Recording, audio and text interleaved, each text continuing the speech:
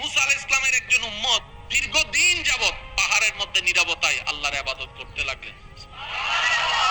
খাওয়া দাওয়া যা যা আছে সবকিছু কমিয়ে শুধু আল্লাহর ইবাদত ইবাদত ইবাদত, শুধু রবকে খুশি করার জন্য। মুসা নবী তো জানেন সবাই, আল্লাহ পাক ওনাকে কথা বলার তৌফিক দান করেছেন। মুসা নবীকে আল্লাহ পাক বললেন, ও মুসা, অমুক পাহাড়ে যাও, দীর্ঘদিন যাবত আমার একজন বান্দা তোমার উম্মত আমাকে রাজি করার জন্য দিনের পর দিন রাতের পর রাত জেগে জেগে শুধু ইবাদত করতেই আছে, ইবাদত করতেই আছে, নামাজ পড়তেই আছে, সিজদা দিতেই আছে। তুমি একটু আমার পক্ষ থেকে তার কাছে যাও, তাকে গিয়ে বলো তার এতদিনের করা চেষ্টা ইবাদত, এক সেকেন্ডের ইবাদতও আমি আল্লাহ কবুল করি নাই।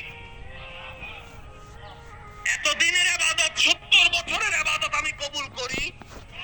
মুসা নবী কথাটা শুনে চোখের পানি ছেড়ে দিলেন। হাজার হলো তো ওনার উম্মত, হাজার হলো তো ওনার উম্মত। মুসা নবী বলে, আল্লাহ একটা সিজদাও পছন্দ হয় নাই। আর একটু জোরে, আল্লাহ একটা ডাকও পছন্দ হয় নাই তার। আল্লাহ পাক বলে যে হয় নাই, তাকে গিয়ে বলো তার একটা ইবাদত আমার পছন্দ হয় নাই। মুসা নবী মন খারাপ করে আল্লাহর দেখানো পথে সেকে ওনাকে গেলেন, ওনার ওখানে গেলেন। যাওয়ার পরে দেখলেন উনি ইবাদতের মধ্যে মশগুল হয়ে আছেন। মুসা নবী অপেক্ষা করতে লাগলেন। উনি ইবাদত শেষ করার পর মুসা নবীকে দেখে অবাক হয়ে বসা থেকে দাঁড়িয়ে সালাম দেওয়া শুরু করলেন। মুসা নবী আল্লাহ পাক যেভাবে শিখিয়ে দিয়েছেন সেভাবে বললেন। মুসা নবী বললেন, আপনি কি এতদিন ধরে ইবাদত করছেন? বলে যে হ্যাঁ। তা আপনি কেন আসলেন হো মুসা নবী? বলে যে আমি আসি নাই, আল্লাহ আমাকে পাঠিয়েছেন। সবার একটু মনোযোগ চাচ্ছি, আল্লাহ আমাকে পাঠিয়েছেন। মুসা নবী বলে যে আল্লাহ আপনাকে আমার কাছে পাঠিয়েছেন, আল্লাহ আপনাকে আমার কাছে পাঠিয়েছেন। নিশ্চয়ই কোনো তো সংবাদ আছে, একটু বলুন না কি সংবাদ? বলে যে তুমি যে এত বছর ইবাদত করছো, আল্লাহ পাক তোমাকে জানাই দিতে বলেছেন তোমার এক সেকেন্ডের ইবাদত আল্লাহ পছন্দ করে নাই, এক সেকেন্ডের ইবাদত আল্লাহ কবুল করে নাই, এক সেকেন্ডের ইবাদত আল্লাহ নিজের কাছে রাখে নাই, এক সেকেন্ডের ইবাদত আল্লাহ তোমার কবুল করে নাই। এই কথা বলতে দেরি ওই আশিক শুনে পাগলের মতো খুশিতে লাফানো শুরু করছে, লাফানো শুরু করছে।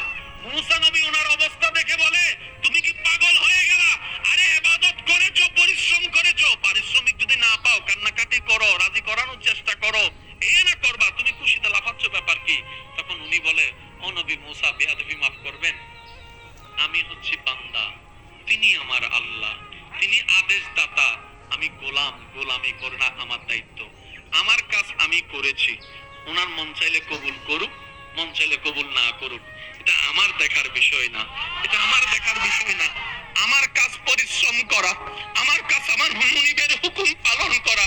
উনি বলেছেন ইবাদত করো, সাধ্য মতো চেষ্টা করেছি ইবাদত করার জন্য।